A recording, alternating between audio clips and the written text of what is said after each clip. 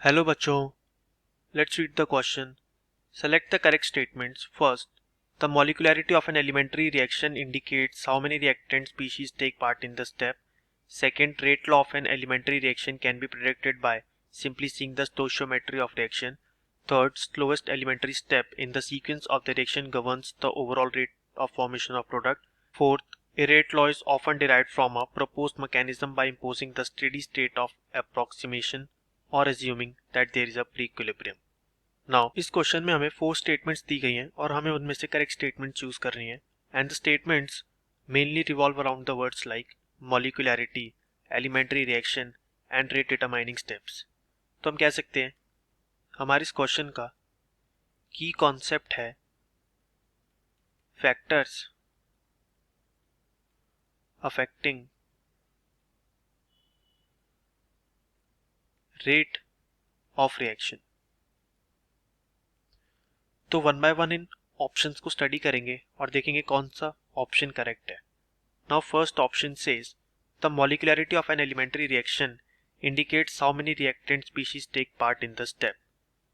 हमें पता है मॉलिक्यूलैरिटी बेसिकली सिंपल वर्ड्स में होती है number of reactants taking part in a reaction, and the molecularity of elementary reaction indicates us how many reactant species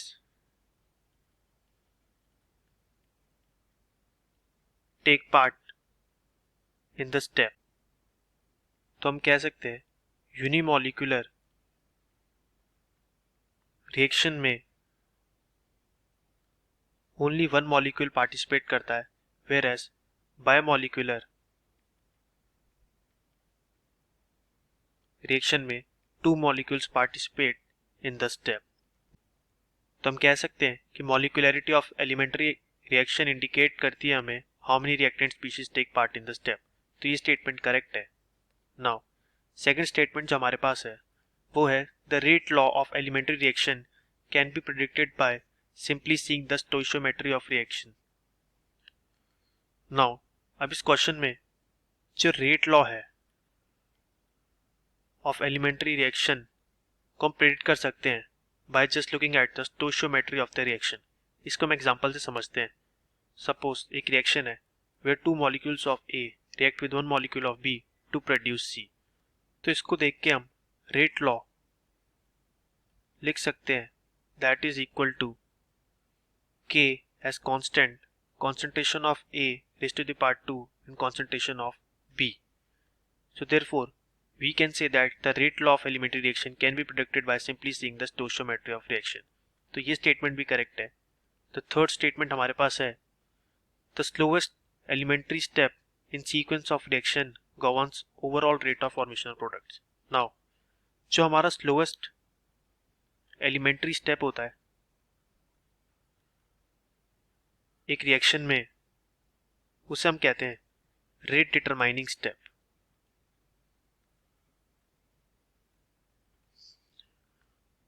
और यही स्टेप गवर्न करता है overall rate of formation of product कि हमारा जो प्रोडक्ट बनेगा उसका फॉर्मेशन कैसा होगा. सो ये स्टेटमेंट भी करेक्ट है. And the last statement is a rate law is often derived from a proposed mechanism because when the rate determining step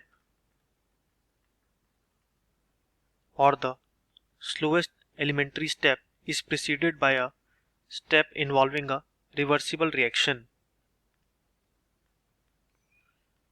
The rate law for overall reaction और भी ज़्यादा मुश्किल हो सकता है डिराइव करना.